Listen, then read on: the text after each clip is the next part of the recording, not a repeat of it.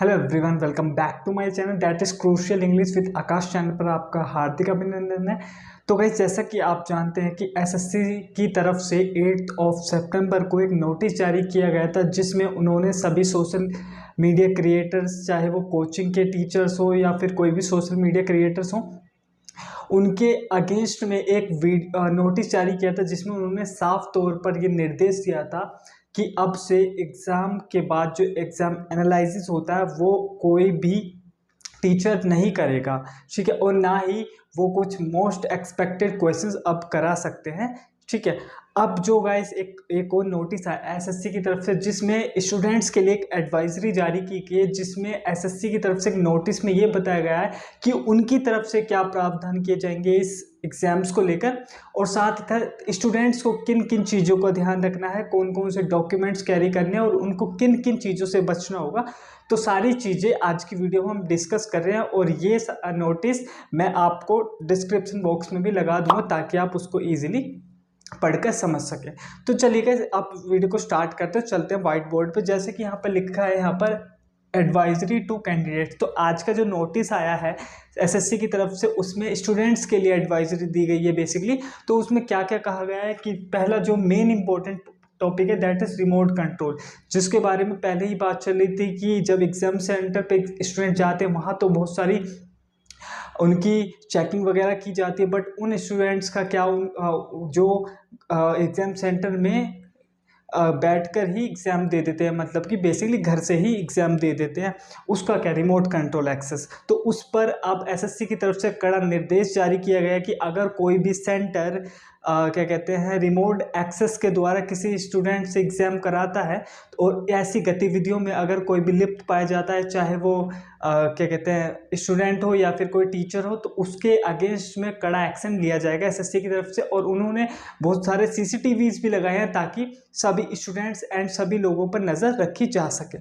पहला पॉइंट ये है कि रिमोट कंट्रोल का जो एक्सेस है उसको ख़त्म किया जाएगा।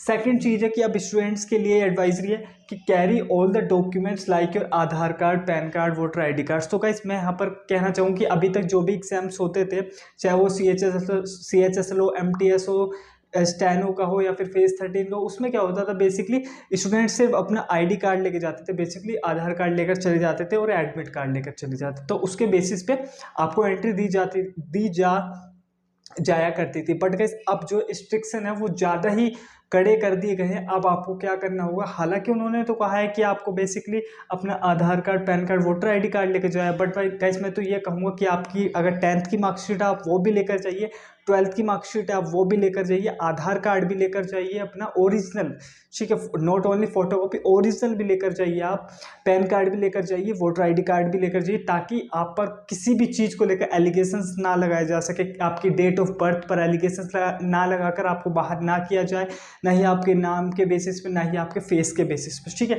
तो मैं तो कहूँगा कि सारे डॉक्यूमेंट्स आप लेकर ही जाए, Aadhaar card, PAN card, voter ID card, 10th की मार्कशीट, 12th की मार्कशीट, आप सारे डॉक्यूमेंट्स लेकर जाए, क्योंकि कुछ भी हो सकता है, क्योंकि ठीक है। अब जो थर्ड पॉइंट है that is don't write answer on rough sheet. तो ये क्या कहते हैं, जो एडवाइजरी जारी गई है उस नोटिस में साफ तौर पर लिखा गया है कि जो आपको रफ शीट मिलती है एग्जाम्स के दौरान, तो आपको उस रफ शीट पर बिल्कुल भी आंसर नहीं लिखने हैं, ठीक है। अब आपको आंसर नहीं लिखने हैं उस पर, ठीक है। तो आपको अवॉइड करनी है ये चीज़ें। फोर्थ पॉइंट है आपका don't talk to student during the examination. तो गाइस, जैसे कि आप जानते हैं जब एग्जाम्स में बैठते हैं, एग्जाम हॉल में बैठते हैं, तो वहाँ पर साइड बाय साइड स्टूडेंट्स भी बैठे रहते हैं, आपकी सीट नंबर कुछ हो रहा है, नेक्स्ट में कोई और स्टूडेंट्स बैठा रहता है। तो अब आपको क्या करना है, उन स्टूडेंट से बात नहीं करनी है। स्पेशली आपको एग्जाम के टाइम तो बिल्कुल भी किसी भी स्टूडेंट से, चाहे वो आपके साइड में बैठा हो, लेफ्ट में बैठा हो, राइट में बैठा हो, किसी भी स्टूडेंट से बात नहीं करनी, क्योंकि चेयरमैन सीसीटीवीज के द्वारा सभी स्टूडेंट्स पर नज़र रखेंगे कि कौन स्टूडेंट कैसी गतिविधियां कर रहा है, ठीक है। तो आई रिक्वेस्ट टू ऑल कि जब आपका एग्जाम चल रहा हो, बेशक एग्जाम खत्म होने के बाद जब आपका बायोमेट्रिक अगेन होता है, आप तब स्टूडेंट से बात कर सकते हैं, बट एग्जाम्स के दौरान तो बिल्कुल ही सारी चीज़ें अवॉइड करें। किसी भी स्टूडेंट से बात बिल्कुल भी हाँ करें जब आपको एग्जाम चल रहा हो एग्जाम सेंटर में। अब है आपका fifth point that is reach at your centre before the reporting timing. तो गाइज, अब मैं ये कहना चाहूँगा कि क्या होता है कि अगर आप 1 मिनट भी लेट हो जाते हैं, 2 मिनट भी लेट हो जाते हैं, या फिर 5 मिनट्स भी लेट हो जाते हैं, तो आपको एंट्री नहीं दी जाती है बेसिकली।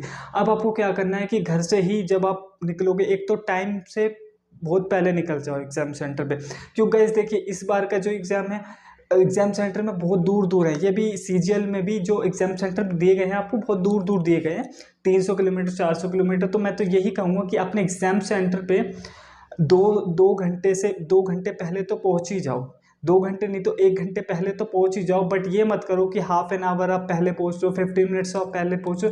1-2 घंटे पहले ही पहुँच जाओ अपने एग्जाम सेंटर पर, ताकि कोई भी प्रॉब्लम आपको फेस ना करनी पड़े। तो अपना एडमिट कार्ड, और बार बार मैं डॉक्यूमेंट्स पर फोकस कर रहा हूँ, डॉक्यूमेंट्स सारे ही लेकर जाओ। Admit card, Aadhaar card, PAN card, voter ID card, 10th की मार्कशीट, 12th की मार्कशीट, सारे डॉक्यूमेंट्स लेकर जाओ, ताकि आप पर किसी भी एक छोटी सी मिस्टेक पर भी एलिगेशन ना लग सके कि आपका फेस मैच नहीं हो रहा, आप ज़्यादा बड़े लग रहे हो, आपके डेट ऑफ बर्थ नहीं मैच हो रही है, आपके सिग्नेचर मैच नहीं हो रहे, आपके फिंगरप्रिंट नहीं मैच हो रहे। तो ऐसी कोई भी चीज़ें सामने ना आए, इसलिए सारे डॉक्यूमेंट्स लेकर जाओ आप अपने एग्जाम सेंटर में। तो वैसे ये सारी चीज़ें मैंने बता दी। और एक और चीज़ मैं वेरी इंपॉर्टेंट चीज़ बताने जा रहा हूँ। एग्ज़ाम सेंटर में जाओ तो किसी ना किसी को, अपने गार्जियन हो, चाहे पेरेंट्स हो, चाहे आपका फ्रेंड्स हो, चाहे कोई रिलेटिव हो, किसी एक मेंबर्स को लेकर ही जाओ। क्योंकि आप जानते हैं कि एसएससी ने अब कमाई करने का साधन ढूंढ लिया कि आपके बैग सबमिट होते हैं। जो स्टूडेंट्स अकेले जाते हैं उनको बैग सबमिट करने ही पड़ता है, क्योंकि मोबाइल फ़ोन, आपकी बेल्ट हो गई, आपके बैग हो गए, किसी भी प्रकार की आइटम्स आपको अलाउड होते ही नहीं है वहाँ पर ले जाना। ठीक है, तो मैं रिक्वेस्ट करूँगा कि किसी ना किसी को, अपने फ्रेंड्स को, अपने किसी रिलेटिव को, अपने किसी पेरेंट्स को, मदर को, फादर को, या फिर ब्रदर को लेकर ही जाएं, किसी एक मेंबर्स को, ताकि वो आपके जो मटेरियल है, आपके डॉक्यूमेंट्स है, वो कैरी कर कर आराम से बैठे रहे जब तक आपका एग्जाम चलता है, और आप बेफिक्री से एग्जाम देकर आ सके। ठीक है, तो ये बहुत ही ज़्यादा इंपॉर्टेंट थी। किसी एक मेंबर्स को साथ लेकर ही जाना है आपको एग्जाम सेंटर पे, और 1 या 2 घंटे पहले एग्जाम सेंटर में पहुंचना ही पहुंच रहा है। और अब कुछ स्टूडेंट्स ऐसे होंगे जिनका एग्जाम सेंटर गूगल मैप पे भी नहीं आ रहा है, क्योंकि जो अभी रिसेंटली में सेंटर तैयार किए गए हैं वो गूगल मैप पे नहीं आएंगे। तो आपको 1 या 2 दिन पहले ही एग्जाम सेंटर देखकर आ जाने हैं कि आपका एग्जाम सेंटर कहाँ पर है, ताकि आप एग्जाम डे वाले दिन इजीली पहुंच सके टाइम से। ठीक है, सारी चीज़ें क्लियर कर दी है मैंने यहाँ पर। और डॉक्यूमेंट्स की चीज़ मैं वन मोर टाइम कहूँगा, डॉक्यूमेंट्स कंप्लीट डॉक्यूमेंट्स लेकर जाएं, एक भी डॉक्यूमेंट मिस ना करें।